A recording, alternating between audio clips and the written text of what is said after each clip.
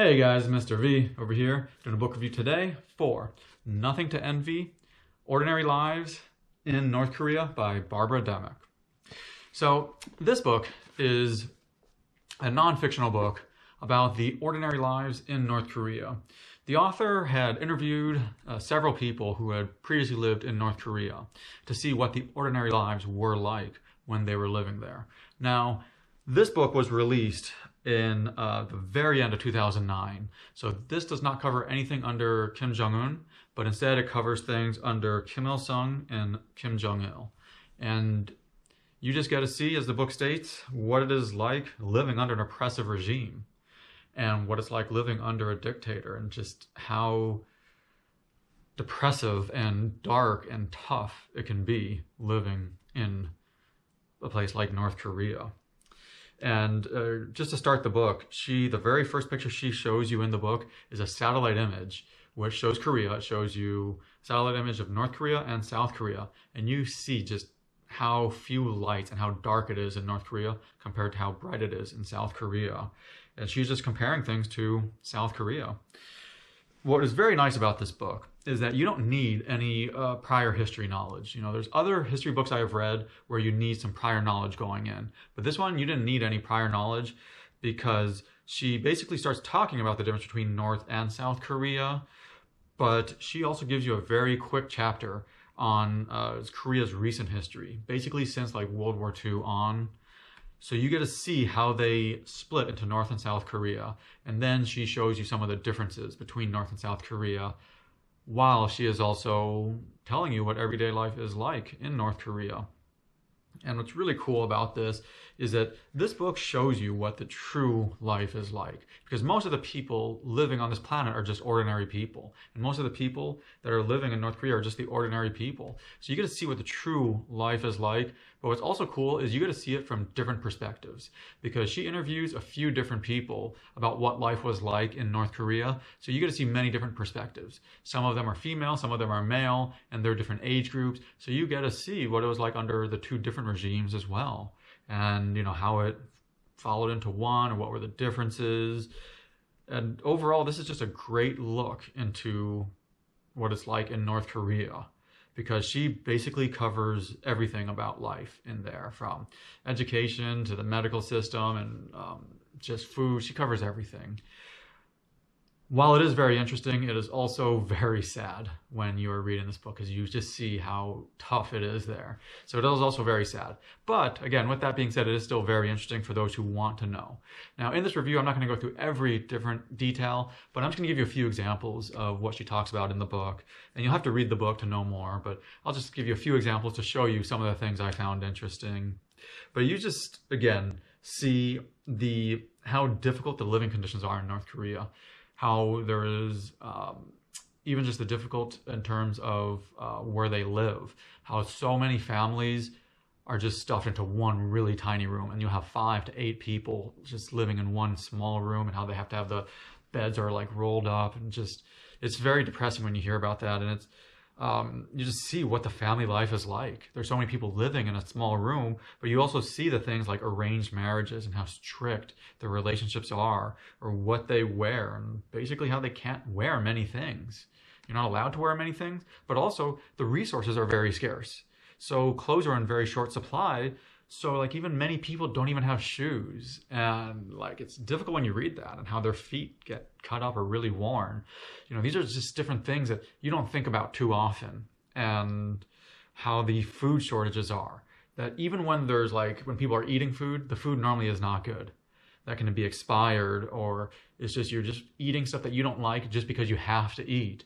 Because there are, like, she discusses so many different types of food and how creative they are in making the food, or even catching their food, because food is in such short supply. They need to be super creative with that. And some of it she discusses is very gross. And it's not just gross to me. I mean, the book says that even the people in Korea find it gross, but they are eating it based off pure necessity to live, because of how many famines there were and how many people died during those famines. And something interesting the book points out is that the famines hit the very honest people the hardest, because the survivors are very creative, but their survivors are also some of the criminals. So she shows that, and these are just things I don't think about much when reading or when thinking about some of the famines, about how it's like the criminals are the ones that actually do the best. She also goes through things like the entertainment industry, and there's not much of an entertainment industry.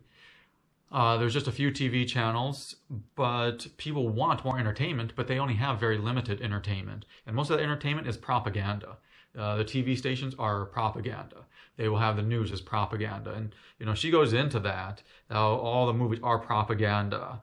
And basically it is blaming every other country for what's going on. And they make other countries look like it's even worse than North Korea, so you don't think it's as bad. And, she shows how all of it is that way. But it doesn't fulfill the entertainment because people still want more. And some people will even take risks to get more entertainment, such as they will set up an antenna to get South Korean stations, or they'll buy a DVD player. And when I say they take risks, they are, because if they're caught, they can spend over a year in prison just for trying to get more entertainment because of how oppressive the regime is. And you see that continually in this book, that it hits so many different areas that people will take a risk, but these people are taking risk because they can spend over a year in prison because of the oppressiveness of the regime, as the police are so strict in this area that they can just come into your house and search anything they want, and they just can come in with no reason, and they often do come in with no reason. They don't even have to suspect you.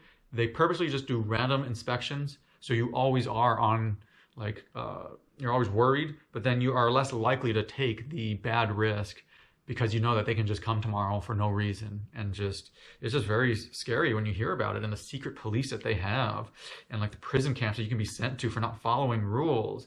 And it's just, it's scary that they said, like in the book, that just saying the wrong thing can get you sent to a prison camp. Even saying things like you wonder how life is like in South Korea, you'll be sent to a prison camp. So it shows you again how oppressive, and how they just oppress their people so much, so that you just listen to the leader and that is it. And then there's also the people who rat you out, which is also very scary. But as I said, it shows how oppressive the regime is, but how you must just worship the leaders. And you have in their house, they talk about how you have pictures of Kim Il-sung, and how you must hang the pictures in the house. And even if everything else is dirty, that picture has to be the cleanest. Or how you can only celebrate Kim Il-sung or Kim Jong-il's birthday. And, it's just things like that. And you read these things and you're kind of shocked. When you hear that, okay, you can only celebrate their birthdays, but how the people just conform and they just keep doing it. And I think one of the top chapters in the book was when she talked about the medical system, because it is very scary when you read about the medical system, because there's not much available. And you just see how tough it is for the doctors there, and how the duties that they have, and how they basically have to fulfill the duties with so little. And so that's why I thought that was one of the top chapters, because it was very interesting. Another interesting thing that she talks about is she gives the stories of the people who escaped. And these people, they're also taking risks, because it's bad if you're caught. You're going to be sent to a prison camp if you're caught. But how these people escape to China or South Korea, and how difficult it is. Because there's many different ways to escape, but it's very difficult. You still have to pay off different people. You still have to go through different river crossings, or have a fake passport and know how to get through customs. Or you have to do things like you have to change your clothes to match the style of South Koreans, so they don't think you're from North Korea. Or you will even pay someone to give you a lot of extra food so that you're a little bigger, so you don't look so skinny, and they don't just reject you at the border. And there's just so many things that when you're reading it, you actually feel a little nervous for the people, because you're wondering will they make it? So you just see this book really just shows you how life is difficult in North Korea, and it just shows just the difficulties they face, and it just makes you feel an appreciation for life where you are, because they don't enjoy life when they're there. And that's why, as I said, it just makes you appreciate life here, that you feel lucky to have food. You feel lucky to be able to enjoy life.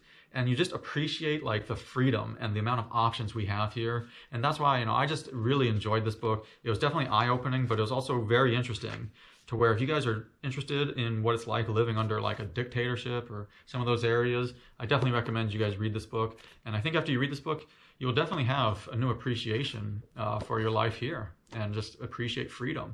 But if you guys have any comments or questions, please post it in the comment section below, because I love hearing your opinions about different things. If you guys want to see more book reviews like the one you just saw, please hit the subscribe button, as I always upload multiple different types of book reviews. But thank you for watching my book review today. This is Mr. V. Go enjoy reading.